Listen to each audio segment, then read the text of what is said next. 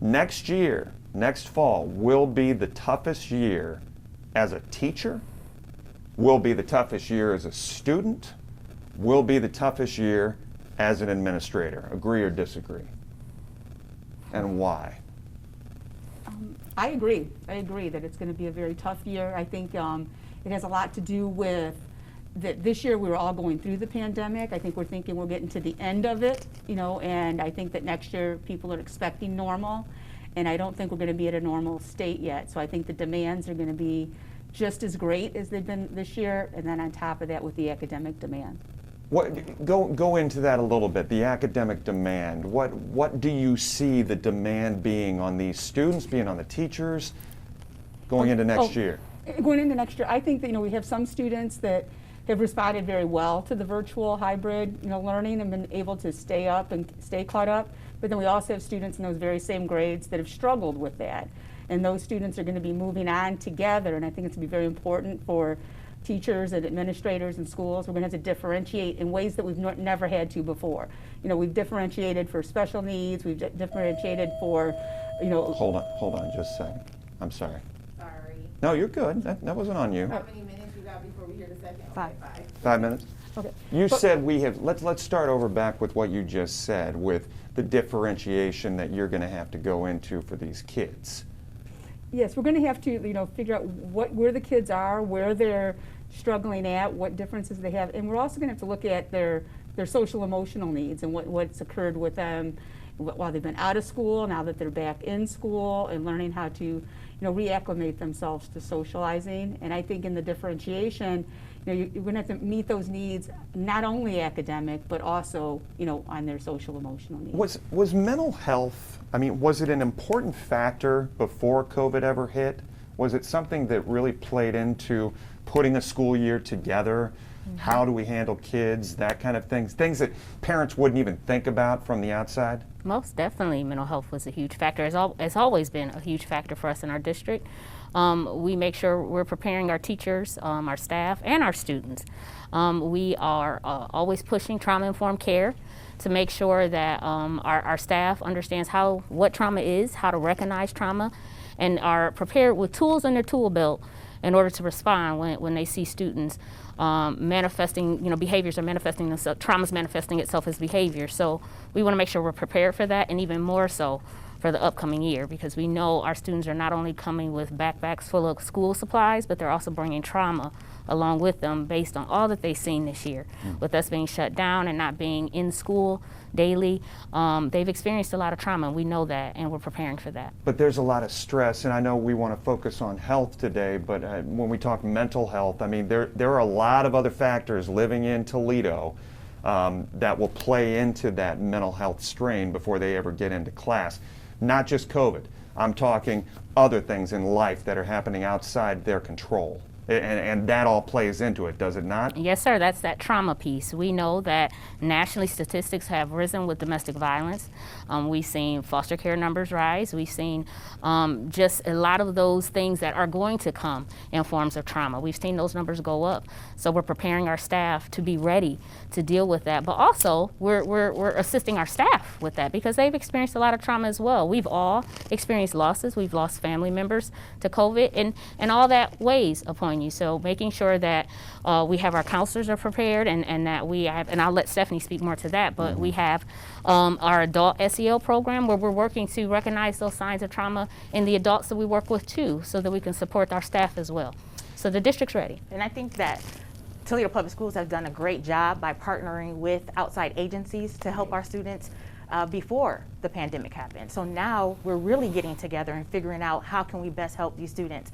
Piggybacking off of trauma-informed care, we've done many professional development, and trauma-informed care has to change your mindset to what's wrong with you to what happened to you. Define for our audience trauma-informed care. What does that mean exactly? Trauma-informed care is looking at a student, looking at a person, and figuring out what happened in their lifetime. It's not just about academics. We're trying to wrap around that whole life. What happened to you in your life? How can we look at that and figure out how can we help find solutions to help you deal with that trauma and have you move on with the rest of your life. Do you think this is something that parents expect when they send the kid off to get on the bus in the morning, that that's one of those out? Because this to me as a parent, even as a student, I wasn't thinking in terms of my teachers have this in their toolbox with the ability to use this. Is that something you think that is expected of a school district, to be able to recognize and to also handle things of this nature? I don't know if it was an expectation of parents, but it's something that we want to be prepared and ready for. We see our population of students, and we want to do what's best to help them succeed and help them to be good learners. You're not going to be a good learner if you're worrying about all this excess stuff that's happening outside of school. So what can we do to help better prepare that student so they can take time to learn math today? What else can we do to help them do that? Let's talk about the transition for teachers. Not only this last year. Sue, where would you rank it on in terms, if I gave you 5 being the toughest year possible, there's our 5 minutes. If I gave you a 5 and said that marks the toughest year possible, 1 being the easiest year possible, how tough was this year for teachers? For teachers was a 5+. This was an off the charts kind of year. I think that, you know, you come with your tools in your toolbox, like how you teach, how you work and interact with students. And I think even back to March, when our school year closed out without a 4th quarter, you know, nobody dreamed we wouldn't be back, you know, after spring break. And then when that didn't happen, we were like, well, surely we'll be back by fall. And then when that wasn't going to happen, and then just the whole, like, riding that roller coaster, that wave of we're going back or we're going virtual, we're going to try hybrid, we're going to, you know, and you just, every day you were readjusting and trying to switch. And all the while, I think that because as a district, we've really focused in on trauma-informed care prior to COVID. Social emotional learning, we've been doing that for the last 10 to 11 years. So it's like it prepared us for this moment. And I think it made our staff very tuned into the fact that those social, emotional, and mental health needs are paramount. And I think we've made that shift that if those needs aren't met, they are equally as important as our academic curriculum. And I think that, like speaking to like what you talked about before, like our parents expecting it, I don't think that they're expecting it. I think that they're assuming that that's taking place, but I think it's become very, very much a part of who they are now. It's like the schools are going to take care of us attendance-wise, they're going to take care of us physically, they're going to take care of us in our social emotional needs. And then on top of that, we're going to do the reading and the math. And I think that because that demand has been so great on the kids are behind, the students are behind, and you know, I think that we need to realize that the whole world was in a pandemic, you know, that the academic stuff will come if we can take care of these social and emotional and mental needs. This has been dubbed a lost year. National media will call it a lost year for students. Do you see it that way? A lost year for some. For some. Why do you say that? I think because school is so much more than just academics. School is, for some children, a safe place. School for some students is socialization, right? School it's a, you know, in TPS we think of a whole child concept. We want to make sure we're enriching you so much more than just education. So we lost out on sports, we lost out on a lot of the other things that people don't think of necessarily when they think of school. But yes, our students lost a lot of scholarship opportunities have been lost because students weren't able to participate in certain things. So it has been a lost year. I like to comment though on our teachers and just, as Dr. Durant would say, I'm so TPS proud of our teachers and our staff for how they stepped up to the plate and made it happen. We have always used technology, and we've always been a technology-forward district, but to 100% teach from behind a computer screen when that's never been the way we've done it in our district was a huge shift in practice. And our teachers made it happen. Big learning curve, right? A huge learning curve, and they did an amazing job of making that happen, learning a whole new way to reach our students. And our district also responded with what we called student support teams, where every single building had a team made up of teachers, mental health workers, school administration, all formulating as a team, and when there were students that they needed to check in on because of attendance, or maybe the work wasn't where we wanted it to be, these teachers and our staff was getting in a car or on a school bus, and they were getting over to these homes and checking on these families. So I really do feel like our district rose to the occasion to make sure our students were okay and that they had everything that they needed through the time of the shutdown. I gave her that grading scale. I said 5 being the toughest year possible for teachers. What would you grade going into next fall? If it's a 5. I think it's going to be just as tough of a year. I think it's going to be just as tough of a year because, again, it's now a shift back. And because we have had some students that are maybe going to come in extremely low, we'll have some students who didn't miss a beat, who continue to work and do well. But as a teacher, I'm going to have to figure out a way to make this meet in the middle. I'm going to have to figure out a way to still differentiate my lessons and make sure I get it all done in that short time period. We still have markers that we have to hit. We still have to move our students along. And that's always a challenge even in a normal year, right? Because you have children that are going to come in at different levels.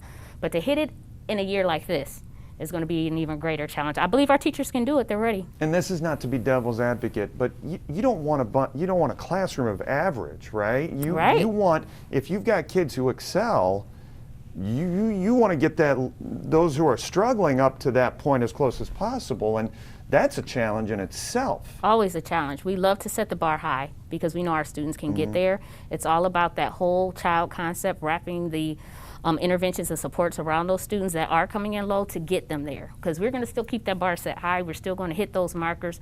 We're still going to move students along where we need them to be. But what supports need to be put in place to make that happen? Not only supports for our students, but supports for our staff, continued professional development along that way as well. I don't want to seem over dramatic with this. I feel like there has been such an emphasis, maybe a need for counselors to be not only physically in school, increase the number. Maybe they're out there, maybe they're not. But is there a glut right now as far as counselors are concerned when it comes to education and high school, elementary level? Is there a need there for more? I will always advocate for more counselors, definitely. If you can have more counselors, then that way your caseload will decrease and you can give more attention to more students. We're here at Rogers today, so just hypothetically speaking, how many counselors would be here on a given day responsible for how many students? We have 2 counselors in our building, and we have roughly about 800 students. And they are able to see a student and or a teacher at any point during the day? And what we've done here at Rogers, that we have partnered with those outside agencies that I talked about. So we have extra support systems in our building. We also have what we call safe places in our building, that we have identified places in our building that not only students can go, but also our staff can go. If you just need a place to just take a deep breath and refocus, here's a safe place where you can go and do that. Nobody asks any questions. You do need permission to go there, but you need permission to go there. But once you get there, nobody is drilling you with questions. It's just a place where you can go to kind of reset yourself. So we have those type of things. So we have some things in place to kind of offset. Maybe somebody doesn't need necessarily a counselor, but maybe you have a special teacher that you can talk to. So we do have other options in our building that if people don't necessarily need to see a counselor right away, we have other options for you. Let me ask you about the proactive mindset of a counselor versus, I mean, you don't want to react, right? You don't want to be there after the fact of something that has happened.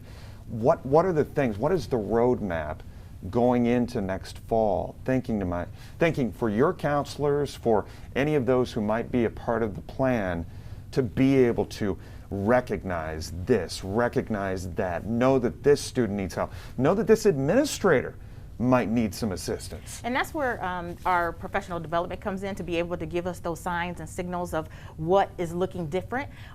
We kind of know our students. We kind of pride ourselves on knowing students within our district. So in this school, we kind of know our students. So if you're acting a little different, Jeff, maybe someone, hey, let's go talk to Jeff and see what's going on with him today. So we've kind of mentioned that to our staff, that if we see anything that's out of whack, anything that's a little different, point it out and let us talk to that person. We'll reach out to them to see what's going on. So we put those signs out there. We did some training for our staff to be able to recognize things that just aren't the same that you recognize in a student on a daily basis. That's a huge task, though. It is a huge task, but it's an important task. And so we are determined to help our students as ways. We all have been through a situation that no one has gone through before. So we're kind of working our way through this. How does we make it work? So we're trying to not to miss anything, but we think it's so important that if we have identified certain things, that it's important to us to make sure everyone's successful, everyone's healthy. That mental health piece is very important. And we are, it's a long-lasting thing that we're going through. This is not something that we're going to fix today. We're not going to even fix it next year. This is something that we need to implement that stays with us throughout this whole time.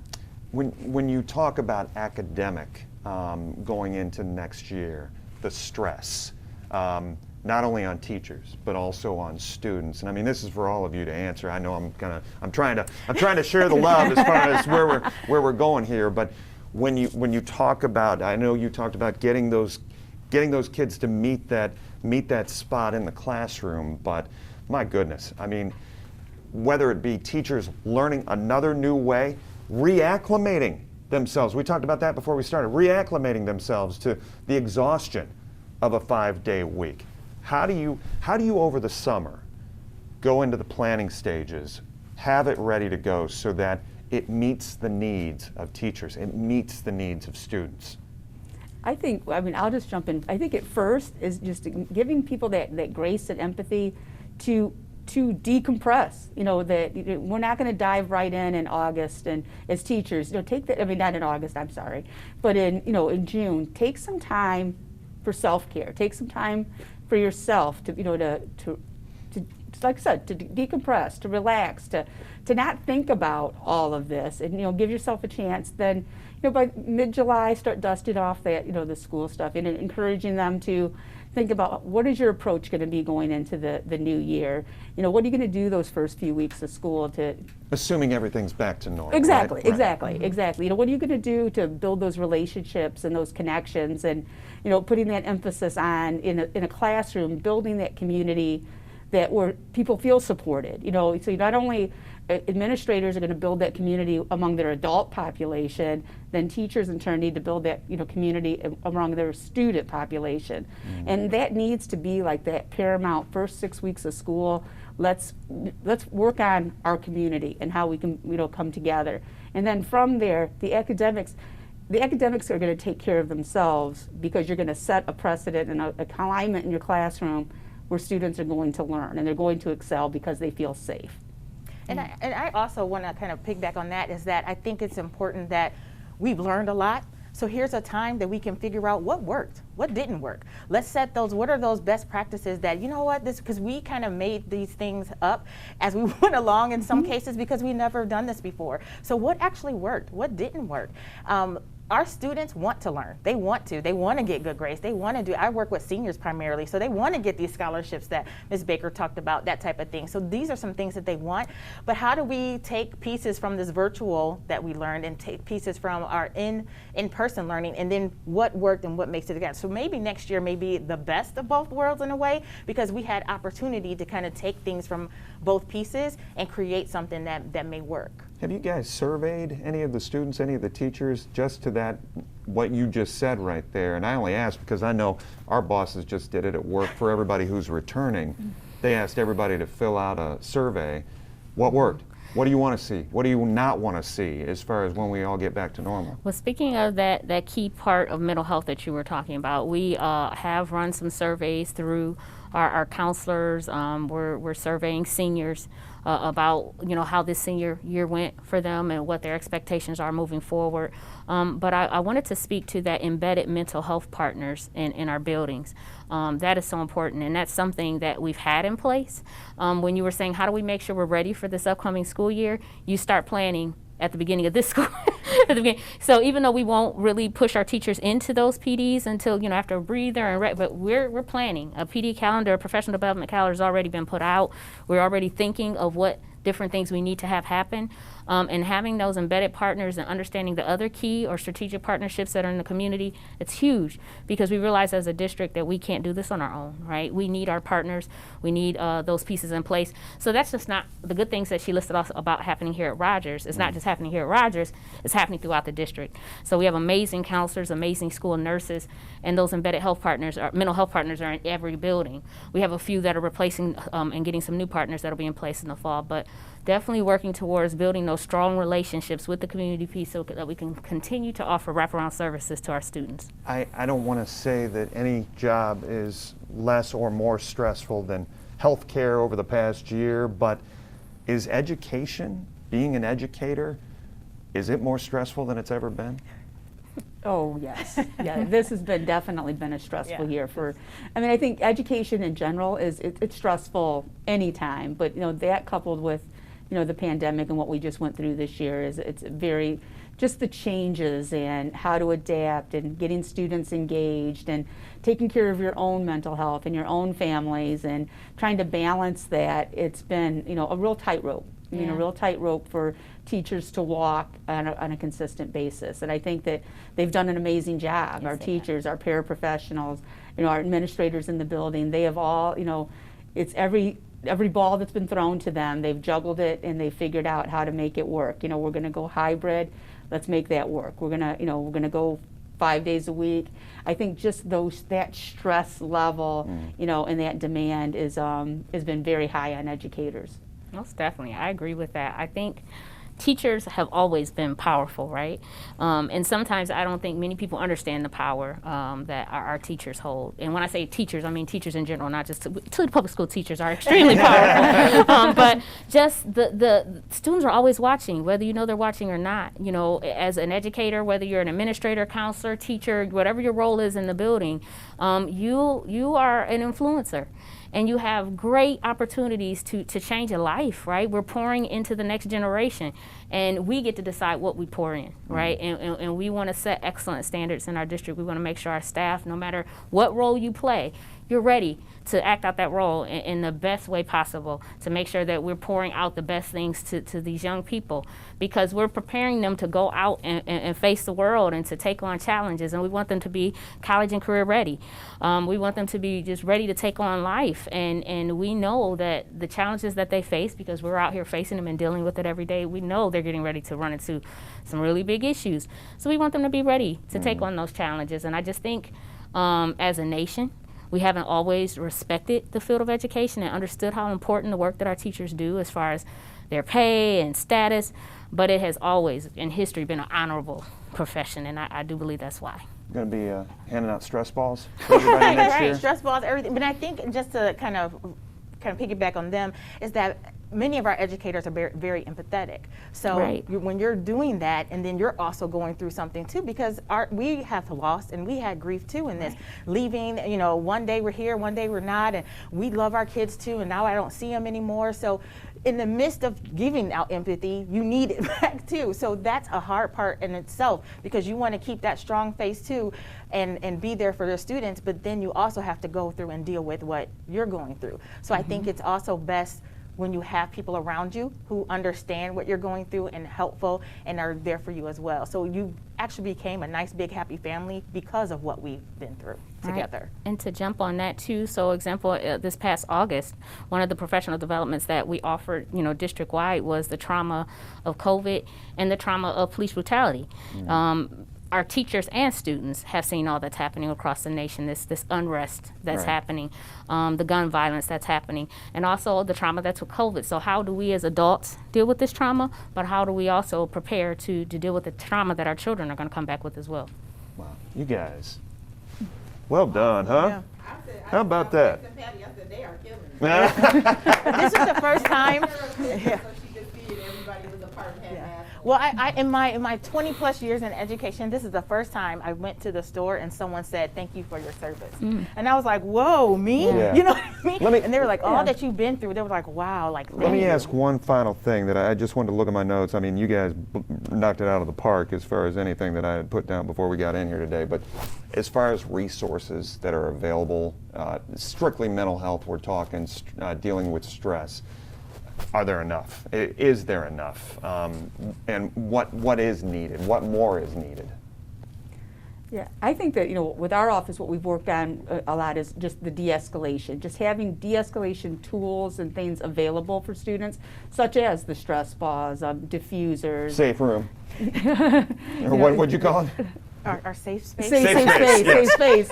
Yeah, and creating, that environment where students, feel safe, that they can go and have tools that can actually, whether it's a fidget, whether it's, a journal to write in, music to listen to, just providing those boxes or kits or toolkits, for either for our counselors or for classrooms, like teachers that have went through professional development through our office. We've been providing those teachers with these kits and, a quiet time area, a safe space, morning meeting things to help blend and build relationships and connections. So I think that those are things that we're looking at, and I think that that's going to be something resource-wise next year we're going to have to expand upon. Yeah. And the best resource as well are people. Coping is learned. So learning how to deal with stress, someone has to teach you how to do that. And so it's very important that when we get stressed out, that we do it in a positive way, we do it in a healing way, a safe way.